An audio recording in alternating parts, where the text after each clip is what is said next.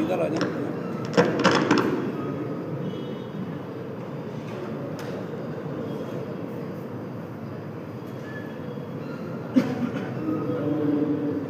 سب آ گئے. اتنے ہی ہیں، تقریباً اتنے ہی ہیں. اصل میں وہی حلقوں میں بات نہیں چلی.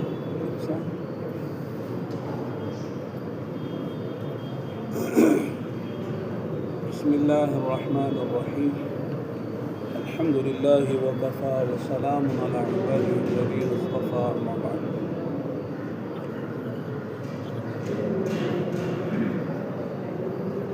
معزز علماء کرام، ائمہ اعظام، دنیا میں قیمت ان لوگوں کی ہے جو اپنی ذمہ داری کو محسوس کر کے اپنی ذمہ داری احساس ذمہ داری کے ساتھ پوری ادا کرتے ہیں. انہیں کو قیمت ملتی ہے، انہیں کی عظمت ہوتی ہے اور انہیں کی محبت ہوتی ہے، انہیں سے تعلق ہوتا ہے.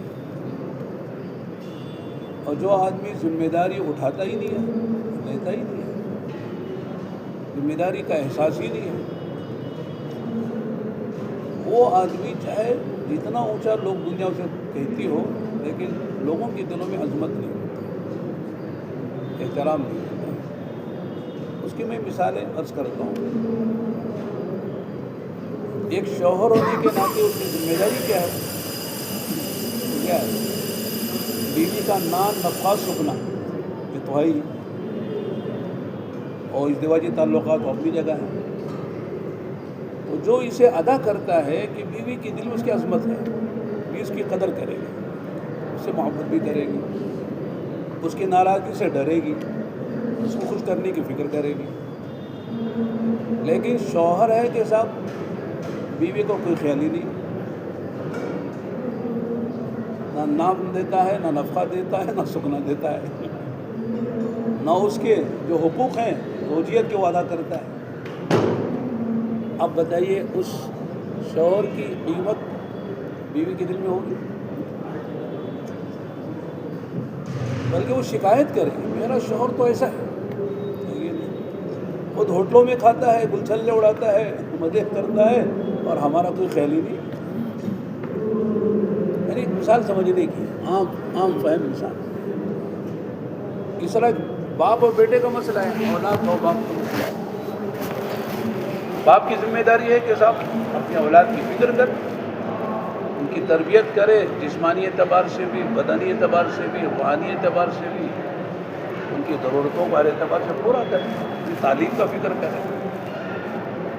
ادارے کے اولاد باپ کی قدر کرے، نہیں کہ صاحب باپ ہمارے والد. بہت سے لوگ اپنے والد کی تعریف کرتے ہیں کہ ہمارے والد نے ہمیں یہ سکھایا اور ہماری وہ تربیت کی جس کا نتیجہ ہم آپ کے سامنے ہے. خدا نخواستہ اگر باپ نے اپنی خواہشات کو پورا کرنے میں اپنے آپ کو ایسا لگایا کہ اولاد کو بھول گیا، اولاد کی کوئی فکر نہیں ہے. خدا رہے کہ اولاد جو ہے بڑی ہونے کے بعد اپنے باپ کو گالیاں دیتی ہے. ایسی بھی اولاد ہے جو اپنے باپ کو گالیاں دینے والی، کہتے باپ نے ہمارا کوئی خیال نہیں کیا، نہ دنیا کا نہ دین کا. کہتے نا جیسے کہتے ہیں ہماری زبان میں، دھوبی کا کتا نہ گھاٹ کا نہ گھر کا.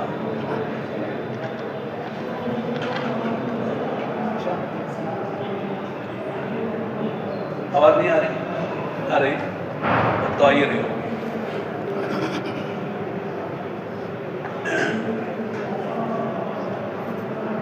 تو یہ مثالیں ہیں سمجھنے کے لیے.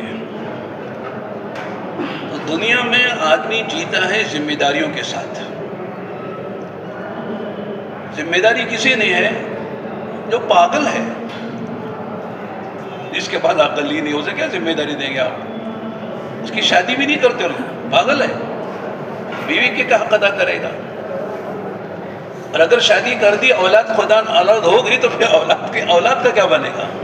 پاگل باپ ہے تو شادی نہیں ہوتی ہے. تو معلوم ہے کہ ہر آدمی جو صاحب عقل ہے، صاحب فہم ہے، وہ ذمہ دار ہے. ہر ایک کی ذمہ داری الگ الگ ہے. باپ ہونے کے ناطے اولاد کی ذمہ داری ہے، شوہر ہونے کے اعتبار سے بیوی کی ذمہ داری ہے، بیٹا ہونے کی وجہ سے ماں باپ کی ذمہ داری ہے. تو اسی طرح جو ہے ہم علماء کی جو جماعت ہے، یا معاشر العلماء ماذا علینا، ماذا مسئولیتنا، وماذا على كواهلنا على رؤوسنا. نعم، ما هي المسئولیہ، کیا ہماری ذمہ داری ہے؟ اس اعتبار سے ذمہ داری وہی ہے جو انبیاء کی ذمہ داری ہے. انبیاء علیہ السلام کے علماء وارث ہیں، تو وراثت میں وہی ذمہ داری ملے گی جو مورث کی ذمہ داری ہے. نبی کی جو ذمہ داری ہے وہی علماء امت کی ذمہ داری ہے. اور ذمہ داری کو اسی طرح ادا کرنا ضروری ہے تاکہ اس کا نتیجہ ہم کو ملے، ثمرہ ملے، جس طرح نبیوں نے کیا ہے. نبیوں کی ترتیب پر، نبیوں کے فکر پر، نبیوں کے اسلوب پر، نبیوں کے طریقے پر اگر وہ ذمہ داری عوام سے متعلق ادا کی جائے گی تو ذمہ داری کے ادائیگی سے ہم سبکدوش بھی ہوں گے اور انشاءاللہ اس کا نتیجہ بھی اللہ تعالیٰ نکالے گا دیر سویر. اگر نہ بھی نکلا تو ہم محاسب نہیں ہوں گے، مسئول نہیں ہوں گے، اس لیے کہ ہمارے ذمہ کام جو کرنا تھا ذمہ داری کے احساس کے ساتھ وہ ادا کر دیا. نتیجہ نکلے تو اس کے ہم ذمہ دار نہیں ہیں، لیکن ذمہ داری ادا ہو جائے گی. جسے نبیوں نے کام کیا تو بعض نبیوں کے ہاتھ ایک بھی ایمان نہیں لایا یا دو چار آئے تو نبی سبکدوش تو ہو گئے نا. نبی سے نہیں پوچھا جائے کہ صاحب تم نے جو ہے مسلمان کیوں نہیں بنا، ایمان والا کیوں نہیں بنایا، اتنے دو چار لوگ ہی تمہارے پاس کیوں آئے. نبی سے یہ بات نہیں پوچھی جائے، بس نبی نے اپنا حق ادا کر دیا. تو اسی طرح ہر وارث نبی جو عالم ہے اس کی ذمہ داری ہے کہ نبیوں کے طریقے پر وہ اپنا کام کرے. اور بنیادی چیز اس میں یہ ہے کہ جن کی ذمہ داری ہم پر ہے ان کی خیرخواہی کا جذبہ دل میں ہو. اس لیے کہ ماشاءاللہ پیارے علماء ہیں، بخاری شریف پڑھے ہوئے ہیں. بخاری شریف میں نے صبح میں عرض کیا تھا کہ ایمان سے شروع ہو کر ایمان پہ ختم ہو رہی ہے. 97 اس کی کتابیں ہیں اور کتاب الایمان کے 42 باب ہیں. 42 کا تو سب جانتے ہیں. ہاں 41 42 40 41 42 40 و 2 40 و 2 باب ہے. 42 اس کا جو آخری باب ہے جو امام بخاری رحمۃ اللہ نے قائم کیا ہے وہ ہے الدین النصیحہ. اور آگے کا للہ ولرسولہ ولائمۃ المسلمین وعامتہ. اور ایک روایت میں ولی کتابی بھی ہے 4 یا 5. اور اس کو امام بخاری نے اپنے ترجمۃ الباب بنایا ہے. ہم سب جانتے ہیں کہ امام بخاری کے پاس جس حدیث کی سند میں کوئی ضعف ہوتا ہے ان کے اعتبار سے اور ان کی شرح پر وہ سند اترتی نہیں ہے، لیکن وہ صحیح ہوتی ہے، لیکن کتاب میں لینے کے لیے ان کے شرح پر اترتی نہیں ہے تو اس کو ترجمۃ الباب بنا دیتے ہیں اور اس کی کمی کو دور کرنے کے لیے کوئی آیت لکھاتے ہیں وَلِلَّهِ وَمَا نَسْعُ لِلَّهِ وَلِرَسُولِهِ. وہ حدیث وہ قرآن کی آیت لے کر آئے تاکہ اس کے اندر جو ضعف ان کی شرح کے اعتبار سے ہے اور کمی ہے اس کی تلافی کے لیے وَنَسْعُ لِلَّهِ وَرَسُولِهِ یہ آیت لے کر آئے. لیکن حدیث اپنی جگہ صحیح ہے. یہ الگ بات ہے کہ امام بخاری رحمۃ اللہ علیہ کی جو شرائط ہیں اپنی کتاب میں کسی حدیث کو لینے کے لیے بڑی کڑی شرائط ہیں ان کی. تو یہ الدین والنصیحہ ہم سب جانتے ہیں کہ حصر کے معنی پیدا کرنے کے لیے کبھی نفی اور اثبات آتا ہے. پہلے نفی پھر اثبات. وما خلقت الجن والانس الا ليعبدون. نفی ہے پھر اثبات ہے، یعنی اللہ پاک نے انسان اور جنات کو پیدا ہی کیا ہے عبادت کے لیے، کوئی کام نہیں. حصر کے معنی پیدا کرنا. اسی طرح کبھی تقدیم ما حقہ التاخیر یفید الحصر. جس کو مؤخر کرنا تھا اس کو مقدم کر دیتے ہیں تو وہ حصر کے معنی پیدا کرتا ہے. جیسے ایاک نعبد و ایاک نستعین. نعبد کا و نستعین کا بھی بول سکتے تھے. عربی جملے کی اعتبار سے جملہ تو صحیح ہے نا، لیکن ایاک نعبد و ایاک نستعین، مفعول کو فعل فاعل کے بعد آنا چاہیے، مفعول مقدم ہو گیا ہے، کر دیا گیا ہے، یعنی ہم تیری ہی عبادت کرتے ہیں، تجھ ہی سے مدد چاہتے ہیں، حسر کے معنی پیدا ہوتے ہیں۔ اسی طرح علماء نحو نے یہ بات کہی ہے کہ مبتدا خبر میں مبتدا معرفہ ہوتا ہے عام طور سے، خبر نکرہ ہوتی ہے، زید عالم، لیکن جب مبتدا بھی معرفہ خبر بھی معرفہ ہو تو حصر کے معنی پیدا ہو جاتے ہیں۔ تو یہاں الدین النصیحہ، الدین النصیحہ کیا معنی؟ دین تو خیر خواہی کا نام ہے، دین جو ہے وہ خیر خواہی ہے تو دین ہے، خیر خواہی نہیں ہے تو دین نہیں ہے۔ تو معلوم ہو کہ خیر خواہی آدمی ہر ایک کا خیر خواہ ہو، اور خاص طور سے علماء امت کے خیر خواہ ہوں گے تو یوں سمجھو کہ واقعی وہ دیندار عالم ہے۔ اس لیے جو آدمی خود غرض ہوتا ہے، اپنے ذاتی مفادات کو مقدم رکھ کے چلتا ہے، وہ خیر خواہ نہیں ہو سکتا ہے۔ میں نے صبح میں امام ابو داؤد رحمۃ اللہ علیہ کی وہ 5 لاکھ حدیثوں میں سے 5000 حدیثوں کو منتخب کر کے حضرت نے کہا کہ 4 حدیثیں وہ ہیں جو سارے دین کا عصارہ خلاصہ لب لباب و کریم ہے۔ ان میں نے صرف ایک حدیث کا ذکر کیا، انما الاعمال بالنیات۔ ان میں 3 حدیثیں رہیں کہ میں نے کہا کہ قرضہ ہے، کسی اور موقع پر عرض کریں گے۔ ان میں ایک حدیث یہ بھی ہے کہ لا يكون المؤمن مؤمنا حتى يرضى لأخيه ما يرضى لنفسه، یہ بھی ایک روایت ہے۔ ایک روایت یہ بھی ہے لا يؤمن أحدكم حتى يحب لأخيه ما يحب لنفسه، یعنی کوئی تم میں سے کامل الایمان نہیں ہو سکتا ہے جب تک کہ اپنے بھائی کے لیے، بھائی سے بولا خونی رشتے کا نہیں، جو بھی ایمان والا بھائی ہے ایمانی رشتے سے، اسلام کے رشتے سے، اس کے لیے وہی پسند نہ کرے جو اپنے لیے پسند کرتا ہے۔ تو معلوم ہے کہ اگر واقعی یہ بات اگر پیدا ہو گئی ہر مومن و مسلمان میں، بولو جھگڑے رہیں گے، نفسانیت رہے گی، خود غرضی رہے گی، سارے جتنے مسئلے امت کے ہیں یہ اس ایک آیت پر عمل کرنے سے، اس ایک حدیث پر عمل کرنے سے ختم ہو جائے گے۔ ایک مدرسے والے جو اپنے لیے چاہتے ہیں دوسرے مدرسے کے والے بھی دوسرے مدرسے کے لیے بھی چاہے، جھگڑا رہے گا مدرسوں میں۔ صاحب ہم چاہتے ہیں کہ چندہ ہم کو جتنا ملے ان کو بھی ملے، جتنا بچے ہم کو ملے ان کو بھی ملے، جیسے پڑھائی ہماری ہو ان کا بھی ہونا چاہیے، جیسے اساتذہ ہمارے پاس ہو ان کے پاس بھی ہونا چاہیے۔ یعنی اگر یہ بات انفرادی اور اجتماعی طور پر اگر امت میں پیدا ہو گئی تو واقعی کمال ہو جائے گا۔ جتنے مسائل امت میں آج کھڑے ہوئے ہیں سارے مسئلے ختم ہو جائیں گے۔ تو میں اس کر رہا تھا کہ دین خیر خواہی کا نام ہے، تو امت کے علماء اگر عوام کے خیر خواہ نہیں ہوں گے تو پھر کون خیر خواہ بنے گا؟ خیر خواہی کیا ہے کہ جو اللہ نے علم کی دولت، علم کی مایا، علم کی امانت اللہ پاک نے ہم کو دی ہے، اس کی روشنی میں ان کی رہبری کرنا، ان پر محنت کرنا۔ محنت کے طریقے کیا ہیں؟ ایک تو کہ صاحب جو طالب بن کر ہے اسے دین دینا ہے، بہت آسان ہے، آسان ہے کہ مشکل ہے؟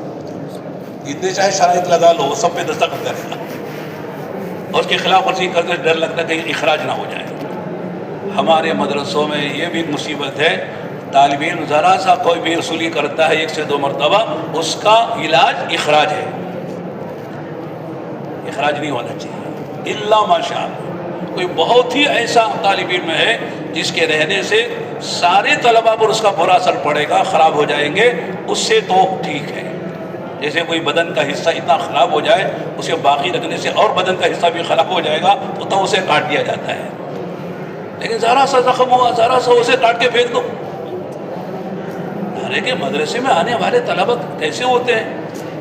بلکہ میں تو کہتا ہوں معاف کرنا، ہم سب بھی جب آئے تھے کیسے تھے؟ ہماری ابتدا کیسے تھی، ہم نے کیا کیا گل کھلائے، اور طلبا کیسے ہوتے ہیں. ایک عالم کہہ رہے تھے کہ بھئی طلبا تو اتنے شریر ہوتے ہیں. ایک مرتبہ دیکھا ایک چھت پر جو ہے اونٹ، کہا کس نے چڑھا؟ کہ طلبا نے چڑھا دیا. چھت پر اونٹ چڑھا دیا طلبا نے مل کے. کوئی مرغی نہیں، کوئی بکرا نہیں، اونٹ کو چڑھا دیا. طلبا ایسے بھی ہوتے ہیں. اس لیے طلبا کا اخراج بہت دیر میں کرنا چاہیے. بہت، کوئی دوسرا سولوشن نہیں ہے، کوئی دوسرا آپشن نہیں ہے، کوئی دوسرا اور کوئی راستہ نہیں ہے. تب جا کر مشورہ کر کے بھائی اس کا علاج یہی ہے کہ صاحب اس کو نکالے بغیر مدرسے کی فضا صحیح نہیں ہوگی، بگڑ جائے گی. ورنہ یہ بگڑ جائے گا، نکلے گا تو یہاں بگڑا تھا اور بگڑے گا. اسے کہتے ہیں نا مدرسے کا بگڑا ہوا اور تبلیغ کا بگڑا ہوا کہیں سدھرنا مشکل ہے.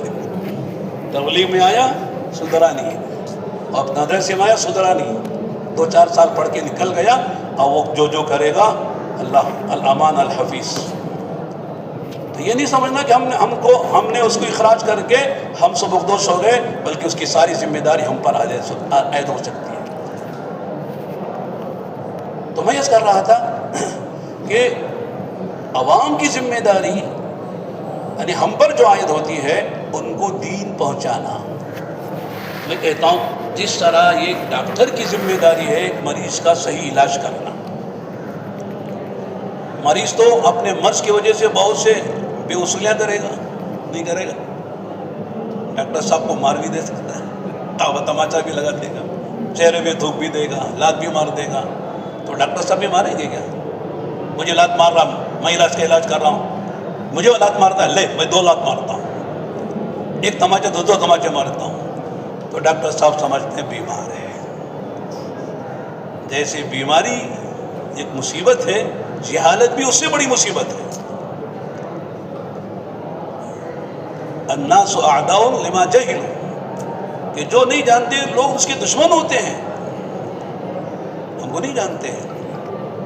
یہ بات یاد آئی، قاری ظہیر صاحب رحمۃ اللہ علیہ بنگلہ دیش میں بیان کر رہے تھے، اور بیان کے دوران جو ہے ایک بات کہی کہ علماء کو عام طور سے یہ شکایت ہوتی ہے کہ عوام الناس ہماری قدر نہیں کرتے. حضرت نے 2 باتیں کہی. یہ احساس کا پیدا ہونا کہ لوگ ہماری قدر نہیں کر رہے ہیں، حالانکہ ہم قدر کے مستحق ہیں، یہ خود ہماری ایک بیماری ہے کہ نہیں؟ بھئی ہم بڑے لوگ ہیں، ہمارا مقام ہے، ہمارا مرتبہ ہے، لوگ ہماری قدر کیوں نہیں کرتے؟ تو گویا کہ اندر کے ایک جراثیم ہے بڑائی کے، یہ نہیں ہونا چاہیے. دوسری بات حضرت نے عجیب بات فرمائی کہ آج جو ہے عوام الناس میں، امت میں 2 چیزوں کی عظمت ہے. ایک جو ہے مال کی اور ایک منصب کی. اور اتفاق ایسا ہے کہ علماء کے پاس نہ مال ہے نہ منصب ہے. ظہر پڑھائیں تو اثر کی گارنٹی نہیں ہے. نہیں،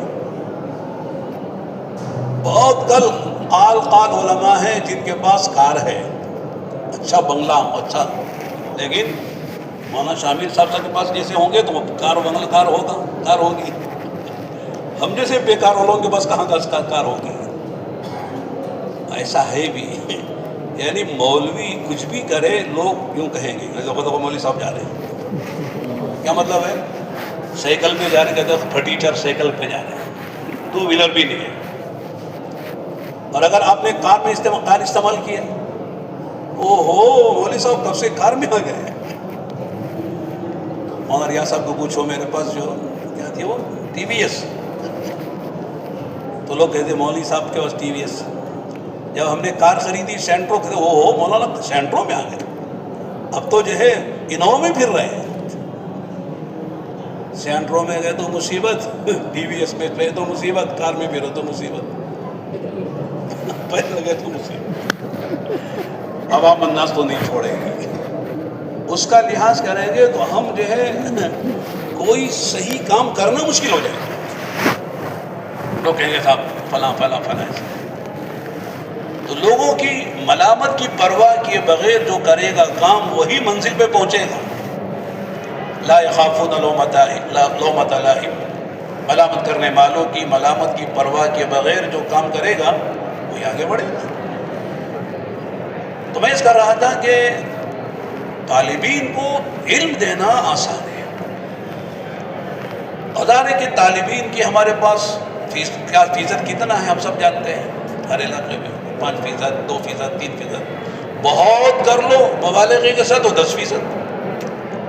90-95% تو وہ امت کا طبقہ ہے جو طلب نہیں رکھتا ہے, دین کی طلب ہی نہیں ہے. اس تک دین پہنچانا ضروری نہیں ہے. ایک آدمی جو ہے بیمار ہے, اسے پتہ نہیں اسے کینسر ہے, اور ڈاکٹر صاحب کو معلوم ہے, گھر والوں کو معلوم ہے کہ علاج کرانا ضروری نہیں ہے. کرانا ضروری ہے ورنہ مر جائے گا. آخری سٹیج میں پہنچ جائے گا کینسر تو پھر علاج بھی نہیں ہو سکے گا. یہ تو جسمانی ہے, تو مرنا ہی مرنا ہے. کینسر نہ بھی ہو تو آدمی تو مرے گا, ایک دن موت تو آنے والی ہے. لیکن دین کے بغیر جہالت کے ساتھ, بے دینی کے ساتھ, بلکہ بددینی کے ساتھ. ایک تو بے دینی ہے, نماز نہیں پڑھتا, روزہ نہیں رکھتا, لیکن نماز کو سمجھتا ہے, روزے کو سمجھتا ہے, اور حج کو سمجھتا ہے, زکوٰۃ کو سمجھتا ہے, وہ ٹھیک ہے. لیکن ایک آدمی کہتا ہے صاحب کیا ضروری ہے روزہ رکھنا, کیا ضروری نماز پڑھنا, کیا ضروری زکوٰۃ دینا. میں عمدہ سے کرتا ہوں, ایک مرتبہ ہم حج میں تھے, مطاف میں ایک صاحب بیٹھے ہوئے تھے, میاں بیوی پاس میں. ہم ملتے ہیں لوگوں سے تو ملاقات کرتے ہیں, تعارف ہوتا ہے, کچھ بات کرنے کی کوشش کرتے ہیں. تو ان سے بات کی تو وہ نکلے بنگلور کے. حاجی صاحب کیسا حج ہوا؟ داڑھی وڑی نہیں تھی. پہلے لوگ حج پہ جاتے داڑھی تو کم سے کم رکھ کے آتے, صورت بنا کر آج سیرت نہ بنی تو صورت تو بنا کے آتے تھے. اب صورت تو ہے نہیں, سیرت تو نہیں, صورت بھی نہیں رہی. تو ان کی زبان سے ایسے جملے نکلے, الامان الحفیظ بیت اللہ کے سامنے بیٹھ کر مطاف کے اندر. چلے گئے مولانا, میں بہت بڑے پوسٹ پر رہا, ریٹائرڈ ہوا, پینشن آئی, اتنے لاکھ روپے آئے, اس سے حج کرنے آیا. اس وقت جو ہے شاید 2 لاکھ روپے کا خرچ تھا, وہ 20 سال پہلے کی بات ہے. میں نے پوچھا کیسے حج ہوا؟ کہنے لگا مولانا مجھے تو حج سمجھ بھی نہیں آیا. پہلا جملہ تھا وہ. ہاں موقع میرے بیوی کے 2-4 لاکھ روپے ضائع ہو گئے. احرام سمجھ میں نہیں آیا, یہاں بھاگو وہاں بھاگو, وہاں کنکری مارو. یہ کیا طریقہ ہے؟ اس کے پیچھے اتنے پیسے لگتے ہیں ہمارے. یعنی آدمی حج کر کے جا رہا ہے, لیکن حج کی عظمت کو ختم کر کے, اور اللہ فرمائے حج کے اوپر جس کی جان و مال لگی ہے سمجھتا وہ ضائع گئی ہے. اگر اسے پتا ہوتا کہ حج کرنے کا فائدہ کیا ہے, اس کے فضائل کیا ہیں, اس کے مسائل کیا ہیں, اس پر ملنے والا کیا ہے دنیا آخرت میں, تو پھر آدمی ایسی گفتگو تھوڑی کرے گا. یہ تو بددینی والی بات ہے. تو امت کا ایک طبقہ وہ ہے جو بددین ہے, بلکہ دین کے بہت سے معاملات میں شکوک و شبہات میں مبتلا ہے. ماڈرن طبقہ جو نوجوانوں کا طبقہ ہے, دوسری تحریکوں سے, دوسرے لوگوں سے متاثر ہو گیا ہے, وہ دین کے بہت سے اہم ارکان سے اور اہم اعمال سے وہ شک میں پڑا ہوا ہے. یہ کیسا, وہ کیسا, یہ کیسا, اس کی کیا ضرورت ہے, اس کی کیا ضرورت ہے. تو ظاہر ہے کہ ان سب کو جو بے دین ہیں, بد دین ہیں, ان تک دین کے پہنچانے کی, صحیح ان کے شکوک و شبہات کو دور کرنے کی ذمہ داری ہم علماء امت پر ہے. اس کے لیے اللہ کا کرم ہے کہ اللہ نے تبلیغ کا ایک راستہ دیا ہے کہ تبلیغ کے راستے سے امت میں طلب پیدا کی جاتی ہے. انسان کی مزاج ہے, انسان میں اللہ نے لالچ کا مادہ رکھا ہے. آدمی کے اندر طمع ہے, جیسے چیزوں کی طمع, چیزوں کا لالچ ہے, اس کے لیے جان مال لگاتا ہے, مشقتیں برداشت کرتا ہے. اس طرح اعمال کا شوق, اعمال کے فضائل جب بار بار سنائیں گے, بتائیں گے, اس کے مذاکرے ہوں گے, تو اس کے اندر ایک طرح کا شوق پیدا ہوگا. اور جیسے کہتے ہیں فضائل اعمال سے ایمان میں قوت پیدا ہوتی ہے, جان پیدا ہوتی ہے, طاقت پیدا ہوتی ہے. اور یہ قوت ایمانی آدمی کو اعمال میں ڈالتی ہے. صرف علم کافی نہیں ہے. علم کی مثال تو جیسے فرماتے ہیں آنکھ کی ہے, راستہ نظر آ رہا ہے, لیکن چلے گے کون؟ آنکھ چلتی ہے, پیر چلتے ہیں.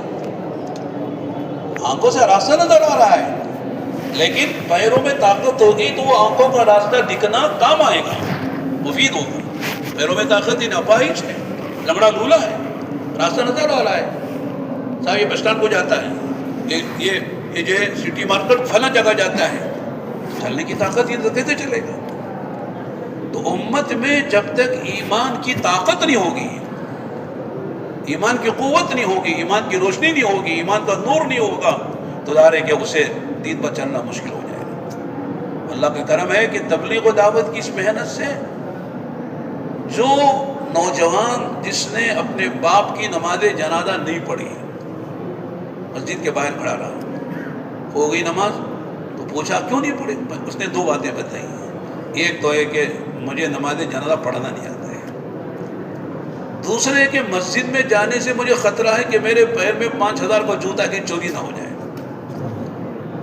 जूते की कीमत पक्का पता है, नमाज जनाजा का इल्म नहीं है, अपने बाप की नमाज जनाजा से महरूम नौजवान हो गया है। और उसके बाद अल्लाह ताला ने उसे तौफीक दी, लोगों ने लगाया उसको, किसी भी तरह से लग गया। अब जो है तहज्जुद का एहतमाम करके रोता है कि, और ये दुआ जो कुरान की दुआ है, रब्बि रहमहुमा कमा रब्बयानी सगीरा, ऐ अल्लाह जिस तरह मेरे माँ बाप ने मेरे बचपन में मुझ पर रहम व करम का मामला किया था, ऐ अल्लाह आज मेरे माँ बाप दुनिया से जा चुके हैं और मैं अपने माँ बाप की नमाज जनाजा भी नहीं पढ़ सका जूतों की मोहब्बत में, और नमाज जनाजा से जहालत की वजह से, ऐ अल्लाह मेरे माँ बाप की बख्शिश फरमा दे। रो रहा है, गिड़गिड़ा रहा है। तो मैं अर्ज़ कर रहा था कि उम्मत तक दीन पहुँचाने का आसान रास्ता ये है कि उन तक जाया जाए। कुरान की आयतें हम पढ़ेंगे तो हम पढ़ते हैं कि अल्लाह ने हर जगह जो बात कही है कि हमने फला नबी को फला कौम की तरफ भेजा है, वअरसलना नूहन इला कौमिही व इला समूद अखाहुम सालिहा। अब देखिए कि हमने नूह को उनकी कौम की तरफ भेजा, नबी जा रहे हैं। एक आलिम ने बड़ी अच्छी बात कही कि शुरू में नबी जो होता है वो तालिब नजर आता है, कौम मतलूब नजर आती है। इतना तो समझते हैं हम लोग, तालिब मतलूब, इसमें फ़ाइल में मफ़ूल। नबी तालिब है, कौम मतलूब है। गोया कि ये ज़रूरत नबी की है, कौम की ज़रूरत नहीं है, इसलिए नबी खुद जा रहा है। अभी नबी जाके मेहनत कर रहा है, उधर से लोग जिस तरह से लोग नबी के साथ, नबी सबको बर्दाश्त कर रहा है।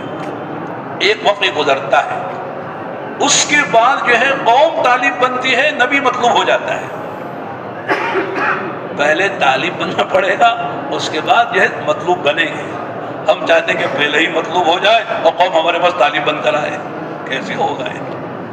ये दावत का नहज नहीं है, दावत का तरीका नहीं है। हम जगह बैठ जाए जिसे ज़रूरत, जैसे हम आमतौर से लोग कहते हैं ना, भाई हम उलमा, और उलमा के पास जो इल्म है वो यूँ है जैसे मीठे पानी का चश्मा कुआं, जिसे लगे प्यास आए प्यास बुझाए, और जिसे ना ना ना ना आना हो वो प्यासा मर जाए हमारी बला से।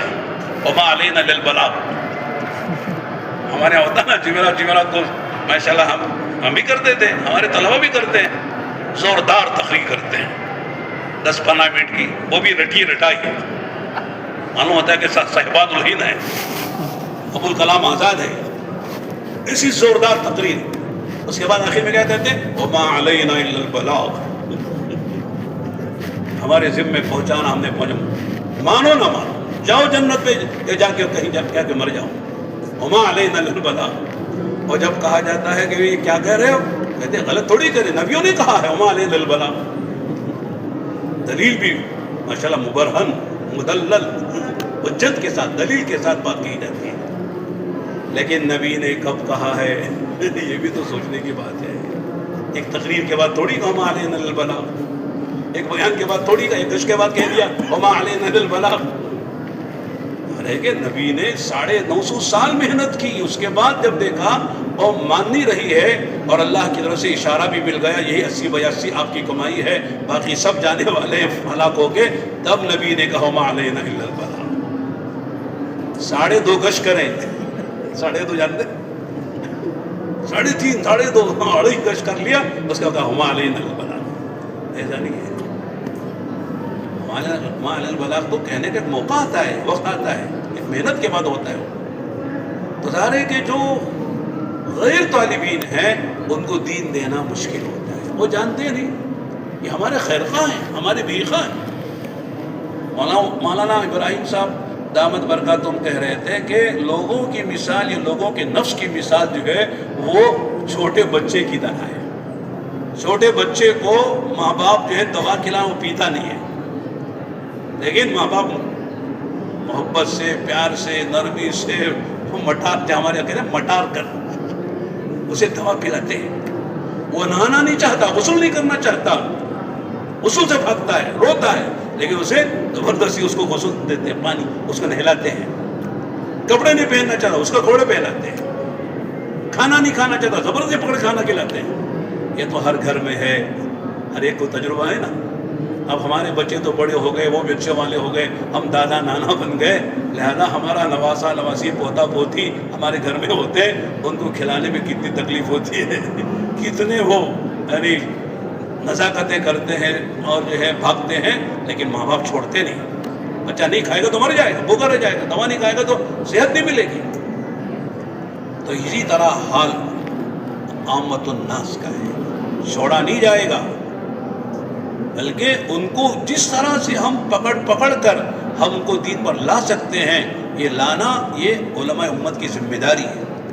اس کے لیے اپنی ذاتی اغراض کو قربان کرنا پڑے گا، اپنے راحت کو چھوڑنا پڑے گا، اپنی دین کو بھی ذرا آگے پیچھے کرنا پڑے گا۔ ہمارے استاد سے میں نے پوچھا، مولانا بڑی بڑی کتابیں بھی پڑھانی ہوتی ہیں، مطالعہ بھی کرنا پڑتا ہے، اور پھر جو ہے یہ تبلیغ کا بھی حق ادا کرنا پڑتا ہے۔ تبلیغ میں کہتے کہ صاحب گشت ہے، ملاقات ہے، آنے والی جماعت ہے، پھر دونوں کو جمع کرنا ایسا ہے جسے دو سوگنوں کو ساتھ لے کے چلنا ہے۔ اسے راضی کرو تو وہ ناراض، اسے راضی کرو یہ ناراض، لیکن آپ یہ نہیں کہ بھائی لم تعدلوا فواحدۃ، دونوں کو ساتھ لے کے چلنا ہے۔ اس لیے کہ دعوت بھی، تبلیغ بھی، تزکیہ بھی، تعلیم و کتاب و حکمت بھی، یہ سب مقاصد نبوت میں ہیں۔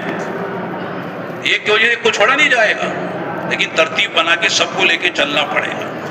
ہمارے ذمہ تعلیم بھی ہے، ہمارے ذمہ تدریس بھی ہے، ہمارے ذمہ تبلیغ بھی ہے اور دعوت بھی ہے، اور اپنی اصلاح کے ساتھ دوسروں کی اصلاح تزکیہ بھی ہے۔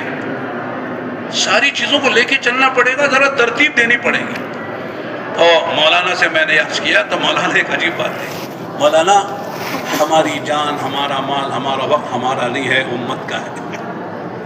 اپنی راحت کو قربان کرنا پڑے گا، اپنی نیند کو ذرا کم کرنا پڑے گا، ذرا رات کے سونے میں ذرا تاخیر سے سونا پڑے گا، ذرا جلدی اٹھنا پڑے گا۔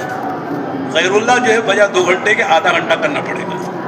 ہمارا خیر اللہ کتنا ہوتا ہے جی مولانا نذیر صاحب؟ خیر اللہ ماشاء اللہ، خیر اللہ کے بغیر تو ہمارا یعنی فرض عین ہے۔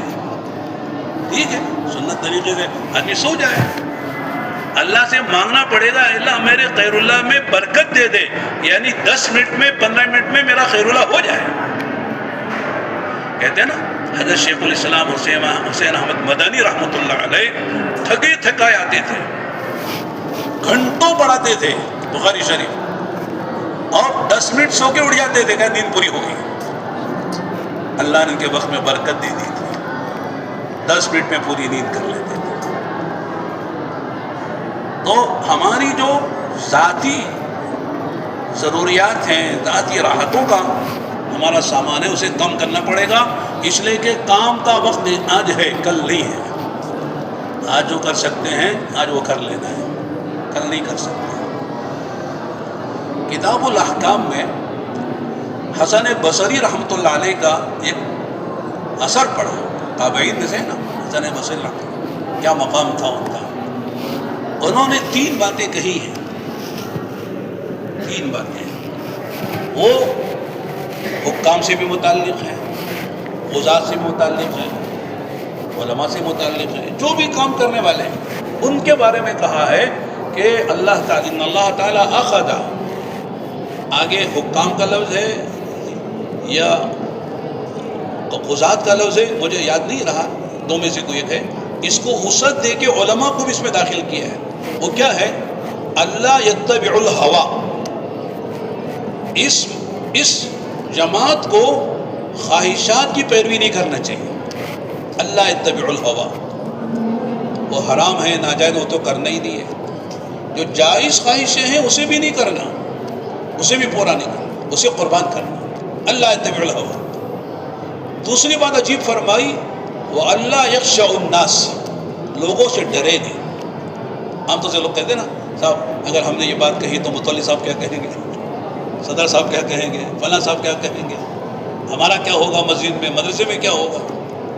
لوگوں سے ڈرے نہیں، لیکن یہ بھی نہیں کہ آ بھائی مجھے مارو. جو بات کہو حکمت سے کہو. جیسے کوئی آدمی دو بیٹھے تھے باپ بیٹے، ایک بیٹا اور اس کے دوست بیٹھے ہوئے تھے، تو دونوں میں پہچان تھی، دوستی تھی. ابا آئے اپنے وہ پرانے حال میں، تو دوست نے پوچھا یہ بہت بڑے میاں جو آپ سے ملنے کے لیے آئے، کیا کہنا چاہیے؟ بولو والد صاحب ہے، میرے ابو ہے، میرے والد صاحب ہے. صحیح جملہ تو یہ ہے احترام کا، ادب کا. لیکن اگر یہ کہنے کے بجائے اگر وہ کہے یہ میری امی کی شوہر ہے، بات تو صحیح ہے نا، لیکن کتنی غلط بات ہو جائے گی. ارے کہ ابا تو امی کا شوہر ہی ہوتا ہے، اور کیا ہوتا ہے.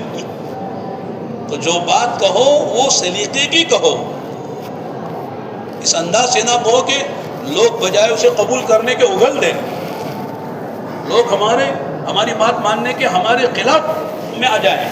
اس انداز کی بات نہیں. اس لیے کہ بہت سے ہمارے جو شاگرد ہیں کہتے ہیں مولانا میں نے یہ بیان کیا تو متولی کو غلط لگا، مجھے اس نے نکال دیا. میں نے کہا کہ آپ نے غلط کہا ہے، کہنے کا انداز آپ کا صحیح نہیں تھا. ورنہ دین کی کوئی بات کہے اور وہ آدمی جو ہے دین کی بات پر آپ کو نکال دے مسجد سے، تو آپ کے کہنے کا طریقہ صحیح نہیں، آپ کو صحیح سمجھانا نہیں آیا. انزل الناس منازلهم كلم الناس على قدر عقولهم يسروا ولا تعسروا بشروا ولا تنفروا. یہ سارے اصول کیوں ہیں؟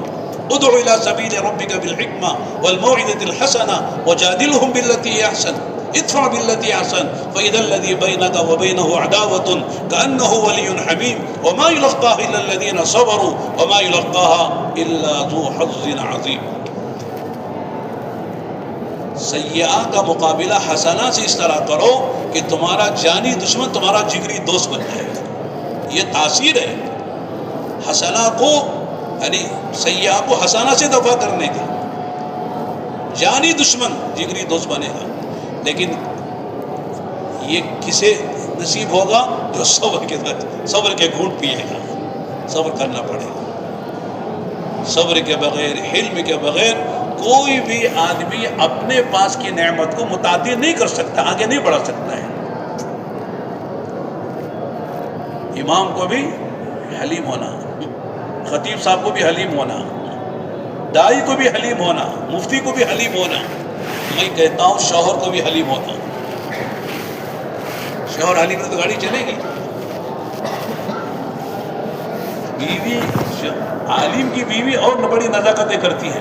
اسے پتہ ہے یہ عالم صاحب ہے، میرے حقوق جانتے ہیں، میرا کتنا بڑا ان پر حق ہے. وہ نزاکتیں زیادہ کرے گی. عوام کی بیویاں ڈر کے رہتی ہیں، مولوی کی بیویاں سر پہ چڑھ کے رہتی ہیں. آپ کے مولانا کا بھی تجربہ رہے گا. ہینڈل کرنا ہوتا ہے، لے کے چلنا ہوتا ہے. اس لیے کہ ہم جانتے ہیں کہ صاحب جو ہے بیوی جو ہے عورت وہ ٹیڑھی پسلی سے پیدا ہوئی ہے، اور پسلی کا کمال اور حسن اور اس کا کام ٹیڑھے رہنے ہی میں ہے. پسلی کو یہ ہڈی ہے نا، پسی ہے پنڈلی کی، اس طرح سیدھا کر دو پھر پسلی کہلاتی ہے. وہ اپنا کام کرے گی، اس کا حسن باقی رہے گا. ظاہر ہے کہ اس کا حسن ٹیڑھے رہنے میں ہے. ٹیڑھے رہنے سے وہ اپنا کام کرے گی. اس کو سیدھا کر دو گے تو توڑ دو گے. اسے ٹیڑھا رہنے دو، ٹیڑھے ہی بھی اس کا کام ہے.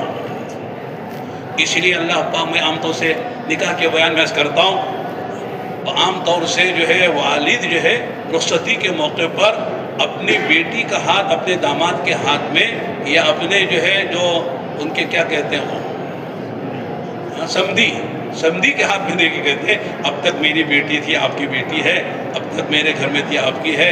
20 سال تک ہم نے اس کو پالا پوسا ہے.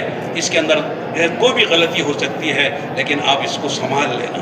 اس کو زیر محبت سے لے کے چلنا، اس کے ساتھ کوئی ایسا کام نہ کرنا۔ یہ تو آج باپ کہہ رہا ہے بیٹی کو رخصتی کے پر، لیکن اللہ نے ہزاروں سال پہلے قرآن میں کہا ہے وَعَاشِرُهُنَّ بِالْمَعْرُوفِ، مردوں سے کہا ہے ہماری یہ بندیاں تم میرا نام لے کے حلال کر رہے ہو، لہذا ان کے ساتھ صحیح زندگی گزارنا، محبت کی زندگی، معروف انداز میں زندگی۔ وَعَاشِرُهُنَّ بِالْمَعْرُوفِ میں ساری باتیں آ رہی ہیں۔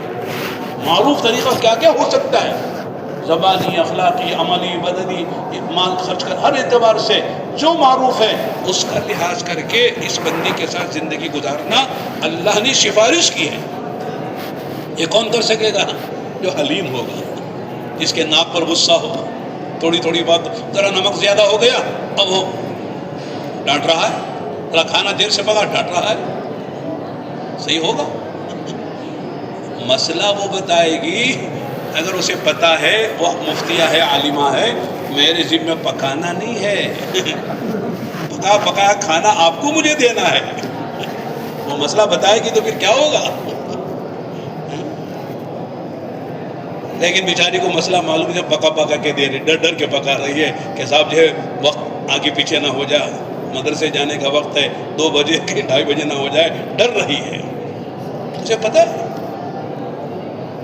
دودھ پلانا کہتے میرے ذمہ نہیں ہے، کسی سے پلا لو، اللہ سے بولا اللہ کو بولا کہ آپ کا بچہ آپ دودھ پلا لو، میں نہیں پلاؤں گی، یہ الگ بات ہے کہ پلانا چاہیے اسے اخلاقی اعتبار سے، لیکن اگر قانونی اعتبار سے وہ کہے میں نہیں دودھ پلاؤں گی، آپ کو پلانا پڑے گا، انا کو رکھ کے کسی مرزیہ کو بلا کر دودھ پلانا پڑے گا۔ تو میں کہہ رہا تھا کہ مولوی کی بیوی جو ہے وہ جانتی کہ مولانا مسائل جانتے ہیں، اس لیے میرا زیادہ اکرام کرے، احترام کرے، اور ہونا بھی یہ چاہیے۔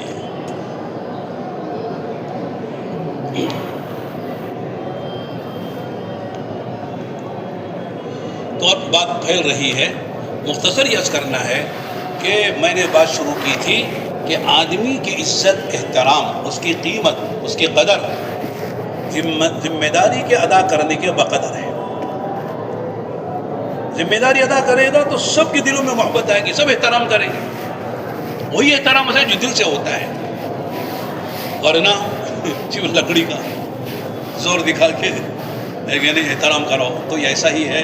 ایک صاحب نے بڑی اچھی مثال دی کہ کسی کے احترام میں لوگ کھڑے ہوتے ہیں نا، بے فلاں کے کھڑے ہو جاؤ، یہ دل سے احترام ہوتا ہے۔ تو لیکن ہم بیٹھے ہوئے تھے کسی مسجد میں چھپر کی، اوپر سے سام گر گیا تو سب کھڑے ہو جاتے ہیں نا، تو سام کے احترام بھی کھڑے ہو رہے ہیں کہ سام صاحب آ گئے ہیں، ذرا کھڑے ہو جاؤ، اس لیے کہ صاحب بڑے لوگ ہیں، بڑا آدمی آ گئے ہیں، یعنی دفع مضرت کے لیے بھی اکرام ہوتا ہے، وہ اکرام نہیں ہے جو دفع مضرت کے لیے، خوف کی وجہ سے، اندر کی عظمت کی وجہ سے جو احترام ہوتا ہے وہ اصل احترام ہے۔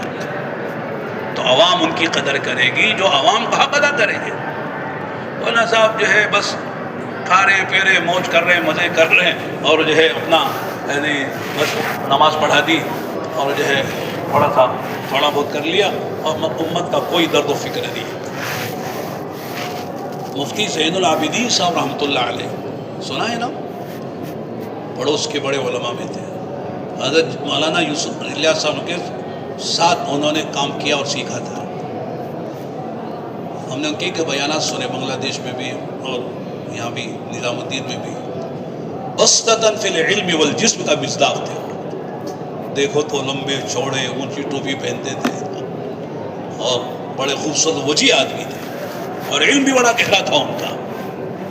ایک مرتبہ کہنے لگے دیکھو علماء میں شاید بیان تھا کہ ہم کو عوام سے کوئی رابطہ ہی نہیں ہوتا ہے، ہم الگ تھلگ ہو جاتے ہیں، عوام کو کہیں چھوڑ دیتے ہیں۔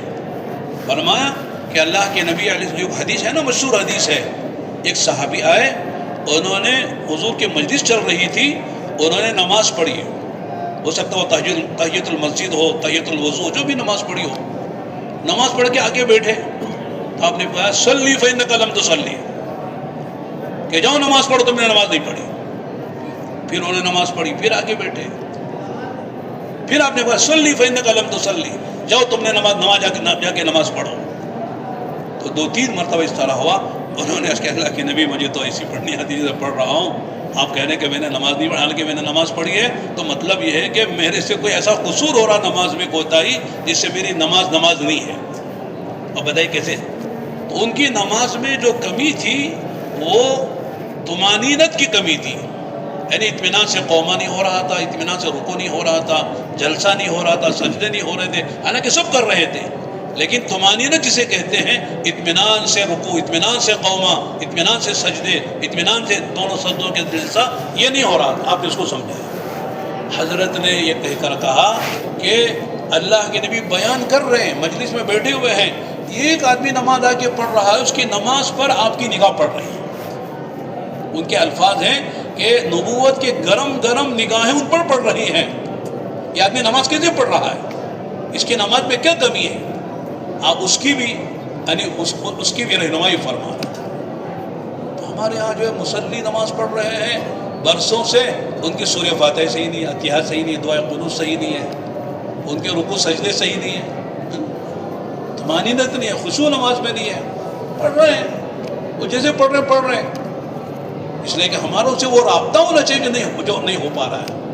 تو خلاصہ یہ ہے کہ عوام الناس تک دین پہنچانا بھی ہماری ذمہ داری ہے، اللہ کا کرم ہے. تو یہ اثر سنا رہا تھا کہ ولا تخشوا الناس ولا یخشوا الناس، کہ لوگوں سے علماء نہ ڈریں، ڈر کی وجہ سے کوئی مسئلہ نہ چھپائیں، کہ اپنی ذاتی مفاد کے لیے کوئی مسئلہ نہ چھپائیں، کوئی بات نہ چھپائیں. اور تیسری بات کہی ولا تشتروا بآیاتہ ثمنا قلیلا، یہ بڑی اہم بات ہے. یعنی اللہ کے احکام کی وجہ، اللہ کے احکام کو وہ اپنے معمولی سے نفع کے لیے نہ بیچیں. ظاہر ہے کہ ساری دنیا جتنی بھی ملے وہ معمولی ہے، اس کی کیا حیثیت ہے؟ لو كانت الدنيا تعدل عند الله جناح بعوضة ما سقى كافرا منها شربة ماء. یہ تو ہم سناتے ہیں نا، اللہ کرے یہ حقیقت اندر اتر جائے، بڑی سے بڑی چیز سامنے آئے، آدمی لات مارے اس کی کوئی حیثیت نہیں. کسی مالدار کی طرف بللچائی ہوئی نگاہ سے نہ دیکھیں.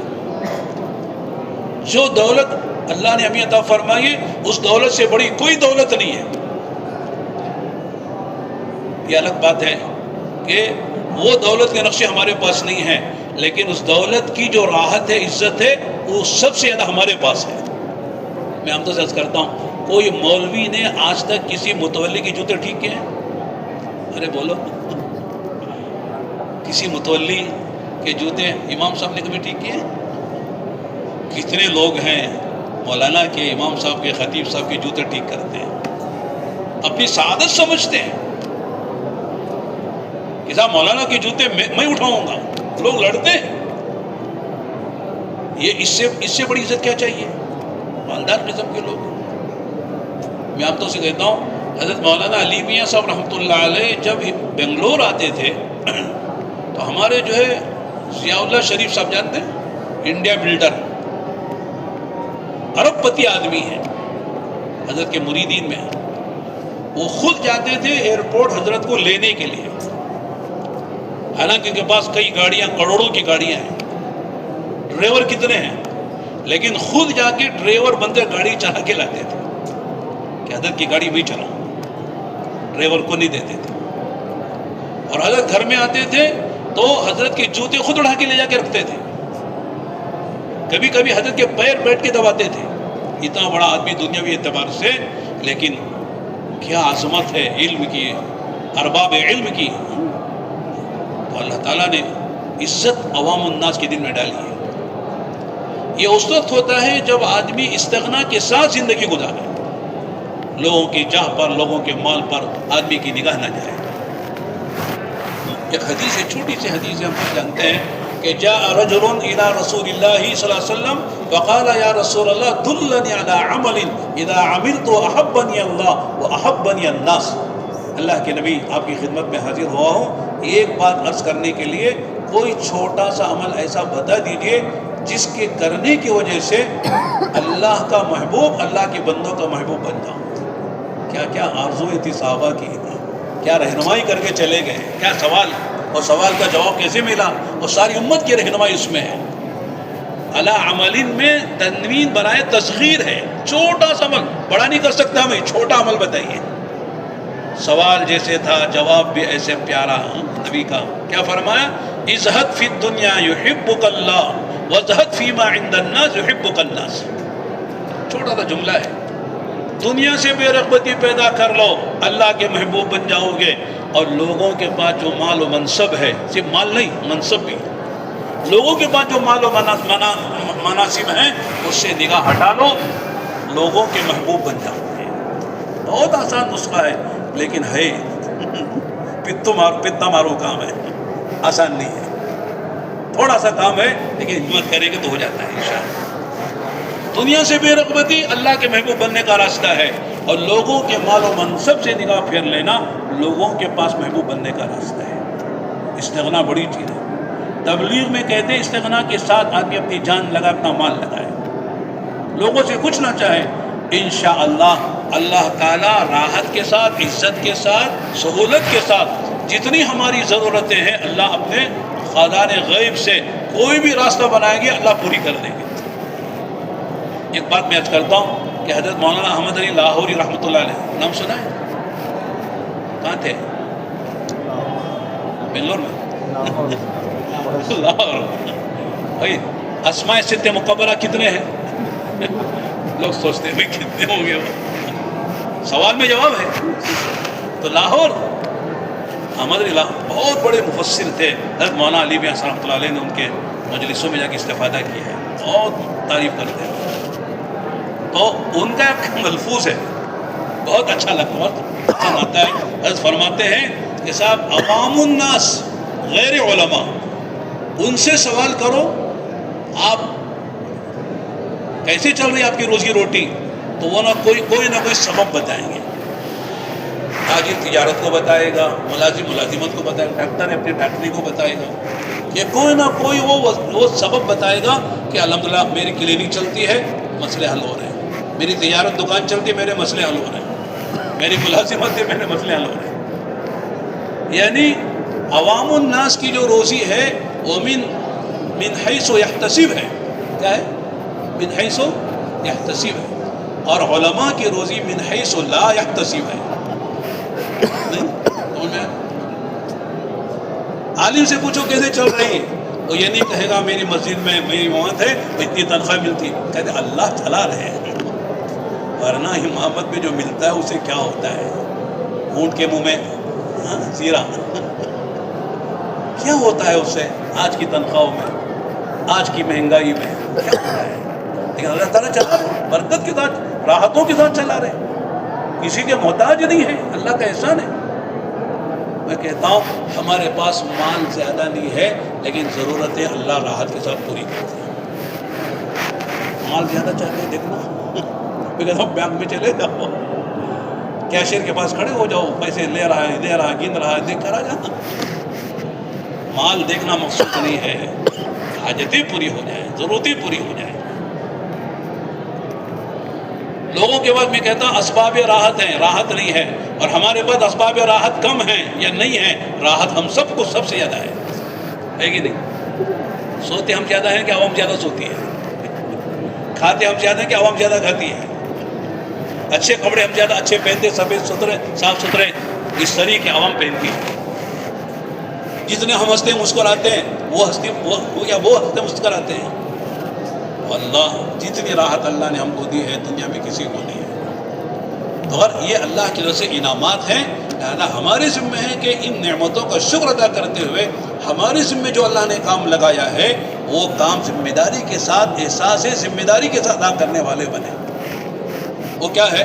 ہمارے پاس جو دین کی امانت ہے, وَأَدُّوا الْأَمَانَاتِ إِلَىٰ أَهْلِهَا, اس لیے کہ امانت ہے, کسی کی جاگیر نہیں ہے علم دین, یہ ساری امت کی امانت ہے. تاجروں کی تجارت کے مسائل ہم جانتے ہیں, وہ تجارت وہ کرتے ہیں. کاشتکاروں کے کاشتکاری کے مسائل ہم جانتے ہیں, وہ کرتے ہیں کاشتکاری. بارات اور دلہا وہ شادی کر رہے ہیں, اور شادی کے مسائل, طلاق خلا نکاح کے مسائل ہم جانتے ہیں. سمجھانا پڑے گا امت کو, دینا پڑے گا, طلب پیدا کر کے دینا پڑے گا. اللہ کا کرم ہے, اللہ کا احسان ہے کہ تبلیغ کی برکت سے امت تک دین پہنچ رہا ہے. واقعی ابھی جو ہم پرائیویٹ گئے تھے صبح میں نے شاید درج کیا تھا کہ 10.5 لاکھ کا مجمع, کتنے 2 اجتماع میں 117 یا 19 ملکوں کے لوگ آئے. معمولی بات نہیں ہے. دنیا میں فاروق بھی بتاتے ہیں بڑے جو ملک ہیں وہ 120 ملک ہیں، باقی چھوٹے چھوٹے ہیں. تو 120 ملک جو اصل بڑے ملک ہیں جو گنے جاتے ہیں، شمار کیے جاتے ہیں، ان میں 117 ملکوں یا 119 ملک کے لوگ آ گئے، اور وہاں کے کام کرنے والی شورائیں صف اول کے لوگ، اور ان کے اپنے مسائل لے کر آتے ہیں. اللہ کا کرم ہے کہ ہماری تینوں ملکوں کے اکابرین کو اللہ نے وہ عظمت دی ہے، وہ مرجع بنایا ہے کہ وہ اپنے جو امور ہیں، چاہے مشکل امور ہیں، آپس کے مسائل کے ہیں، مسجدوں کے، مراکز کے، شورا کے ہیں، یا یعنی فیصل کے ہیں، جو بھی مسائل ہوتے ہیں وہ سارے مسائل لا کے رکھتے ہیں، اور جماعتیں ان کے مسائل کو سمجھ کر ان مسائل کو بڑوں کے سامنے لا کے رکھتے ہیں. پھر ایک مذاکرہ ہوتا ہے، پھر ان کو بلا اس کا حل بتایا جاتا ہے، تو وہ ایسے لے کے چلے جاتے ہیں بھائی ماشاءاللہ ہمارا مسئلہ حل ہو گیا. میں کہتا ہوں بے باپ بھی اگر بیٹے سے کچھ کہے تو بیٹا جلدی ماننے تیار نہیں ہوتا ہے. ہماری مسجدوں میں کیا حال ہے، مدرسوں میں کیا حال ہے، ہم سب جانتے ہیں. مسئلے حل نہیں ہو رہے ہیں، برسوں ہو گئے مسجدوں کے مسئلے حل نہیں ہو رہے، مدرسوں کے مسئلے حل نہیں ہو رہے، وہی اختلاف، وہی انتشار ہے. اللہ کا کرم ہے تبلیغ میں اللہ نے مشورے کے نام پر ایک ایسی سنت زندہ کی ہے. ایک عرب نے کہا تھا، سال کی جماعت میں چل رہا تھا، انہوں نے کہا میں نے مشورے کے آداب قرآن و حدیث کی روشنی میں تقریباً 50 منٹ 1 گھنٹے کا بیان کیا تھا. پولو ٹولہ مرکز میں بنگلہ دیش جاتے ہوئے تو انہوں نے کہا واللہ انا احلف باللہ الف مرہ لو تحیا هذه السنة الوحيدة في هذه الأمة في هذا العصر الراهن هذه الأمة لتنسى جميع الخلافات والنزاعات ولا تجتمع على رصيف واحد. کیا بات ہے، تم نے جو مشورے کے آداب کتاب و سنت کی روشنی میں اور اللہ کے نبی کی حیات میں صحابہ میں جو بیان کیا ہے، اگر واقعی ایک ہی مشورے کی سنت آج کے زمانے میں امت میں زندہ ہو جائے تو امت میں جتنے اختلافات ہیں سارے اختلافات ختم ہو کر امت ایک پلیٹ فارم پر جمع ہو جائے گی. سارے نزاع، سارے جدال، سارے جھگڑے، ساری دشمنیاں، سارے آپس کے اختلافات سب ختم ہو جائیں گے. مسجدوں کے بھی، مدرسوں کے بھی، جماعتوں کے بھی، کمیٹیوں کے بھی، خاندانوں کے بھی، گھروں کے بھی، سب جھگڑے ختم ہو جائیں گے، صرف ایک سنت مشورہ زندہ ہو جائے. میں کہتا ہوں تبلیغ کے کام کو عالم جتنی گہرائی سے سمجھتا عوام نہیں سمجھ سکتی. آدمی اپنے ظرف کے اعتبار سے مصروف لیتا ہے، ظرف جتنا بڑا ہوتا ہے اس میں مصروف اتنا آتا ہے. نہیں، چھوٹے برتن میں چھوٹا، بڑے برتن میں بڑا. تو عالم ہے، وہ کتاب و سنت کو جانتا ہے، وہ جانتا ہے کہ صاحب یہ سادے کام میں کتنی گہرائی ہے، امت تک دین پہنچانے کا کتنا آسان راستہ ہے، امت کو جوڑنے کا کتنا آسان راستہ ہے، امت کی صلاحیتوں کو حق پہ لگانے کا کتنا بہترین راستہ اللہ نے ہم کو دیا ہے. لوگ جان و مال لے کر آ رہے ہیں، 4 مہینے نکلنا آسان ہے. ڈاکٹر صاحب، انجینئر صاحب، فلاں صاحب، فلاں مالدار صاحب، فلاں صاحب، مولانا صاحب، سب 4 مہینے نکل رہے ہیں. اللہ کے بندہ یہاں اذان ہو رہی ہے، اذان نقان چھوڑ کر مسجد میں آنا مشکل ہے 10-15 منٹ کے لیے. جمعے کو خطبہ سننے آنا مشکل ہے. میں لال مسجد میں 38 سال سے جمعہ پڑھا، کتنے سال؟ 38 سال سے. آج بھی ایک مجمع آتا ہے، آخر میں آ کے وہ نیند پوری کر کے سلام پھیر کے بھاگ جاتا ہے. ہفتے بھر کی نیند، تھکان اتارنے کے لیے گرم گرم پانی. ہمارے یہاں پانی لوگ نہاتے ہیں، دودھ نہیں نہاتے، گھی نہیں نہاتے، تیل نہیں نہاتے، پانی نہاتے ہیں. یو پی میں کہ پانی نہا رہے تو ہنستے ہیں. پانی تو آدمی کیا نہاتا ہے؟ پانی تو نہاتا ہے، کیا ضرورت ہے بولنے؟ نہانے گئے، غسل کرنے گئے، کافی ہے. پانی نہانا کیا ہے؟ لوگ ہمارا مذاق اڑاتے ہیں. غسل کر کے آتے گرم گرم پانی سے، اور آگے اطمینان کے ستونوں سے دیوار سے ٹیک لگا کے سو کے جاتے ہیں. گھر میں نیند کا موقع نہیں، دکان میں نیند کا موقع نہیں، نیند پوری کرنا. تو 4 مہینے نکلنا آسان ہے. عام طور سے ہم روانگی کی بات میں جب جماعتیں بیرون جاتی ہیں یا 4 مہینے، ہم کہتے ہیں بھائی آپ کی سب سے بڑی قربانی یہ ہے کہ آپ نے بڑی قربانی کے ساتھ 4 مہینے نکالا ہے. لہذا 4 مہینے اصول کرنا ہے. 4 مہینے اصول ہوں گے وہ اعمال سے. 4 مہینے میں ہر دن کے جو اعمال ہیں وہ 120 دن پورے ہونا چاہیے. تب جا کے آپ کے 4 مہینے وصول ہوں گے، ورنہ 4 مہینے گزر جائیں گے، یہاں بھی گزریں گے وہاں بھی گزر جائیں گے، سو کے بھی گزر جائیں گے، باتوں میں کھاتے پینے گزر جائیں گے. لیکن 4 مہینے میں ہر دن جتنے اعمال کرنا ہے وہ ہر دن کا عمل کرو گے. ہر دن تہجد پڑھو، ہر دن تکبیر اولیٰ سے نماز پڑھو، ہر دن کی تسبیح پوری کرو، تلاوت پوری کرو، ہر دن کے نوافل پڑھو، ہر دن کے گشت کرو، ہر دن کا مشورہ کرو، ہر دن کے جتنے اعمال ہیں سب کرو گے تو آپ کے 40 دن وصول ہوں گے، ورنہ 40 دن گزر جائیں گے. میں اس کر رہا تھا کہ لوگ وقت نکال کے آ رہے ہیں، جان مال لگانے کے لیے آ رہے ہیں. صرف ہم کو بتانا پڑتا ہے بھائی آپ کی جماعت وہاں جائے گی، وہاں جائے گی، یہاں جائے گی، لوگ بتانا پڑتا ہے. یہ سب کیسے ہو رہا؟ فضائل کے راستے سے ہو رہا ہے. فضائل میں اتنی طاقت ہے کہ امت جان و مال کو لے کے آ رہی ہے. تو اللہ کا کرم ہے کہ امت علماء سے جڑ رہی ہے، علماء سے قریب ہو رہی ہے، مدارس سے، ارباب علم سے، علماء سے امت جڑ رہی ہے. یہ الگ بات ہے کہ کہنا چاہیے کہ نہیں چاہیے، کہنا چاہیے معلوم نہیں ہے، ٹھیک ہے نہیں. یہ قیادت ہے جو کہہ رہی ہے کہ صاحب قلم کاغذ کی ضرورت نہیں ہے کہ نہیں؟ قلم کاغذ کی ضرورت ہے. قلم کاغذ والے ہم ہی تو لوگ ہیں، اور کون ہے؟ لکھنے پڑھنے والے ہم ہی تو ہیں. قلم کاغذ سے دعوت نہیں ہے. دعوت والا فریضہ جسم سے ادا ہوگا، صرف جسم و زبان سے. تو جتنے علماء نے تفسیریں لکھی ہیں، شروحات لکھی ہیں، فقہ کے مسائل استنباط لکھے ہیں، کتب خانے بھرے ہوئے ہیں، اللہ کے نبی علیہ الصلوۃ والسلام کے دعوت نامے ہیں، ہمارے اکابر کے دعوت نامے، یہ سب جو ہے اس کی ضرورت نہیں تھی، ہم موقع کر لیا ہے. اصل یہ ہے کہ جاؤ جا کے زبانی دعوت دو، گھوم کے دعوت دو، پھر کے دعوت دو. ہاں اب کیا کہا جائے؟ کتب اللہ بھی ہے، رجال اللہ بھی ہیں، کتابیں بھی ہیں، رجال بھی ہیں، دونوں ساتھ ہیں نا. تورات، انجیل، زبور، صحف، قرآن سب سے بڑی چیز ہے. تو اور چھوڑو، اللہ نے ان سب جھنجھٹوں سے ہم کو بچا لیا ہے. صحیح فکر کا ملنا یہ بہت بڑی نعمت ہے، اس لیے کہ آدمی کا عمل اس کے فکر کے تابع ہے. فکر صحیح ہے، عمل صحیح ہو جائے گا. فکر غلط ہے تو عمل غلط ہو جائے گا، اس کی ساری قربانی رائے گاہ چلی جائے گی، ضائع ہو جائے گی. اس لیے فکر کا صحیح ہونا ضروری ہے، اور فکر صحیح ہوگا صحیح فکر والوں کے ساتھ رہنے سے. نہیں غلط فکر والوں کے ساتھ رہے تو آدمی قادیانی بن جائے گا، اور کیا بن جائے گا معلوم نہیں.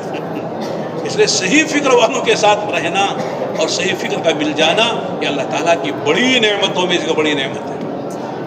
تو خلاصہ یہ ہے کہ ماشاءاللہ یہ ہمارے ہم سب علماء جو ہے وہ ہیں جن کا وقت لگا ہوا ہے. کسی کا سال لگا ہے، کسی کے 4 مہینے، کسی کا چلہ لگا ہے. مقامی طور پر ہم کام کرتے ہیں. تو یہ ہمارا کام وقتی نہیں ہے، یہ دائمی ہے، ہمیشہ کے لیے. روزانہ کرنا ہے، ہفتے میں کرنا ہے، مہینے میں کرنا ہے، سال میں کرنا ہے، اندرون میں بیرون میں سب جگہ کرنا ہے. ساری امت کی فکر کرنی ہے. میں نے فجر میں یہ بات کہی تھی، ہمارے کام میں تاثیر جو پیدا ہوگی وہ بقدر اخلاص ہوگی. اخلاص کے معنی صرف اتنا سمجھ لیں کہ سب کریں گے، کسی سے کچھ نہیں لیں گے، جس کا کر رہے اس سے لیں گے. نہ نام چاہیں گے، نہ مال چاہیں گے، نہ مقام چاہیں گے. تب اللہ تعالیٰ کام لیں گے. المخلصون هم مصابیح الہدیٰ، مخلصین ہدایت کا چراغ ہے. جتنا اخلاص ہوگا اللہ اتنا کام لیں گے. ہمارے ماضی قریب ماضی بعید کے بزرگوں کو دیکھیں، ہندوستان کے ایک ایک آدمی سے اللہ نے کیا کام لیا ہے. حضرت مجدد الف ثانی رحمۃ اللہ علیہ سے کتنا بڑا کام ہوا. حکومت کے نظریے ختم ہو گئے، باطل نظریے. ایک آدمی سے اللہ نے اتنا بڑا کام لیا. حضرت شاہ ولی اللہ محدث دہلوی رحمۃ اللہ سے کتنا اللہ نے بڑا کام لیا. ہمارے اکابر دیوبند سے کتنا اللہ نے بڑا بڑا کام لیا. چند افراد تھے، اللہ نے کتنا بڑا کام لیا. یہ مخلصین تھے، امت کے خیرخواہ تھے، اللہ نے اسے کام لیا. تو اللہ کی آج بھی وہی سنت ہے جو اخلاص کے ساتھ خیرخواہی کے جذبے سے اللہ کو راضی کرنے کے جذبوں سے کرتا ہے، اللہ اس کی دنیا بھی بنا دیتے ہیں اور آخرت تو بن ہی جاتی انشاءاللہ. جس کی آخرت بنے گی اس کی دنیا بھی بنے گی.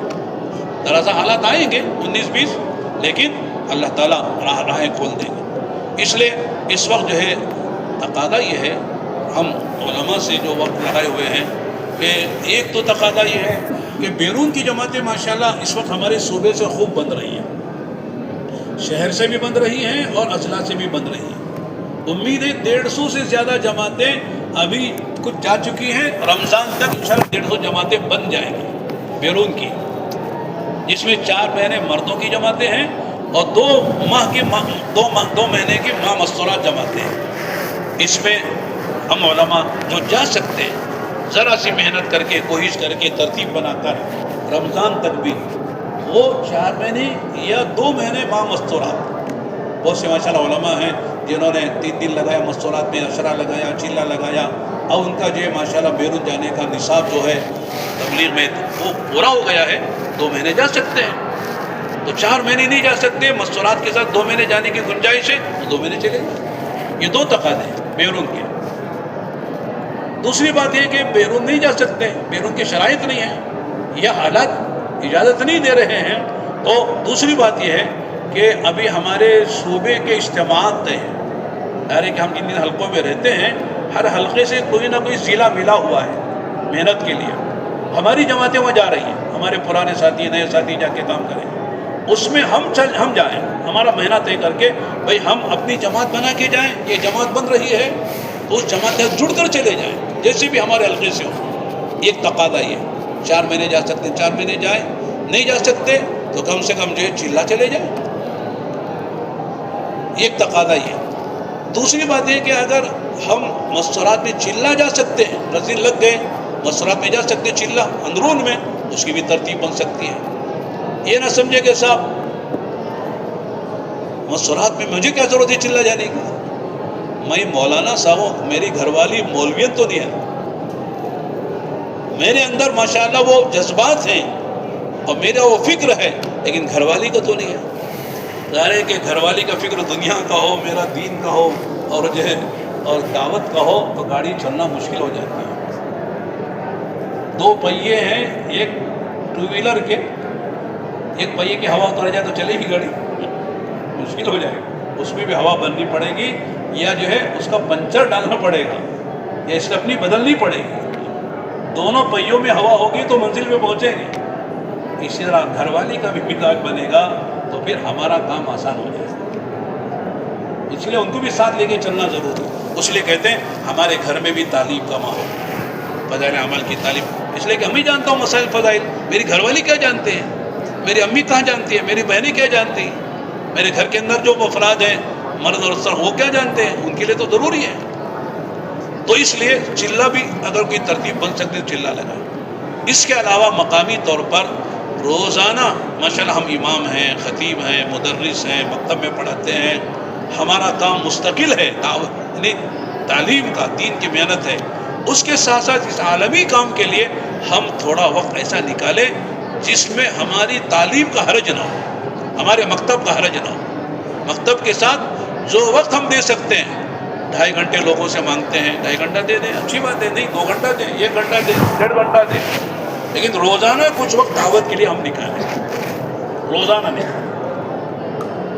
مہینے میں 3 دن مانگتے ہیں، دے دیں تو بہت اچھی بات ہے، لیکن 3 دن نہیں دے سکتے تو آج صبح ابھی جو بات آئی ظہر سے پہلے کہ صاحب جو طلباء کی جماعتیں یعنی اسکول اور کالج میں پڑھنے والے کی، ان سے پہلے کہتے ہیں 3 دن نکالو، لیکن ان کو لیے 3 دن نکلنا مشکل ہے، تو ان کے لیے کہہ رہے ہیں کہ صاحب ہفتے کی عصر سے اتوار کی عشاء تک ان کی جماعتیں جائیں، اس میں ہم علماء بھی ان جماعتوں کو لے کے جا سکتے ہیں، ان کی رہنمائی ہو جائے گی، ان کی تربیت ہو جائے گی اور ہماری ترقی ہو جائے گی۔